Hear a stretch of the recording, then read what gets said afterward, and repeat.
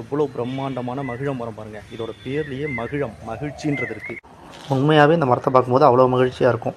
ஏன்னா இதோட பிரம்மாண்டமான அந்த உருவமும் அதோடு சேர்த்து இது இந்த இலையே உதிர்க்காது. அதாவது பசுமை மாறா மரம் அப்படின்னு சொல்லுவாங்க.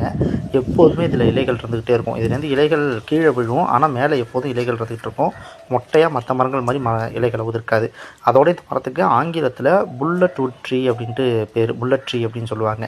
இந்த மரம் இவ்வளவு கடினமாக ஸ்ட்ராங்காக புல்லட் மாதிரி இருக்கிறதுனால இதுக்கு அப்படி பேர் வச்சாங்களா, இல்லை இதோட காய்கள் பார்க்குறதுக்கு புல்லட் மாதிரியே முன்னால் ஷார்ப்பாகவும் பின்னால் அகலமாகவும் இருக்கும், அதனால் அப்படி பேர் வச்சாங்களான்னு தெரில.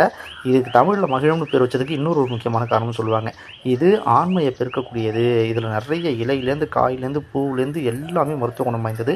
ஆண்மையை பெருக்கக்கூடியது அப்படின்றதுனால மகிழ்ச்சிக்குரிய மரம். அது குழந்தை தன்மையை கொடுக்கக்கூடியது, குழந்தையை கொடுக்கக்கூடியதுன்றதுனால மனிதர்களுக்கு மகிழ்ச்சி தரக்கூடிய மரம்ன்றதுனாலையும் மகிழ்ச்சி மகிழம் அப்படின்ட்டு பேர் வச்சாங்க அப்படின்னு சொல்லப்படுது.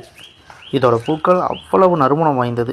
எனக்கு இந்த மரங்களோட வாசனையில் முதல்ல பிடிச்ச பூ அப்படின்னா புன்னைப்பூ. புன்னைப்பூவோட வாசனை அவ்வளோ அழகாக இருக்கும், அவ்வளோ வாசனையாக இருக்கும். அதே மாதிரி அடுத்தது இந்த மரத்தோட வாசனை பயங்கர வாசனை. இதை எங்கள் வீட்டில் கொல்லையில் ஒரு மரம் இருக்குது, அந்த இடம் முழுக்க வாசனையாக இருக்கும். இப்போ இந்த மரம் ஆக்கூர் பெருமாள் கோயிலில் இருக்குது.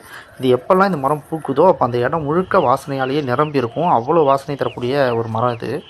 இதோட பூ நட்சத்திரமாக இருக்கும். சாயந்தரத்தில் பூத்து பகலில் அப்படியே கீழே விழுந்துடும். அதை எடுத்து அப்படியே பொறுக்கி சின்ன சின்னதாக ஊசியில் நூலை போட்டு கோர்த்து தலையில் வச்சுக்கலாம்.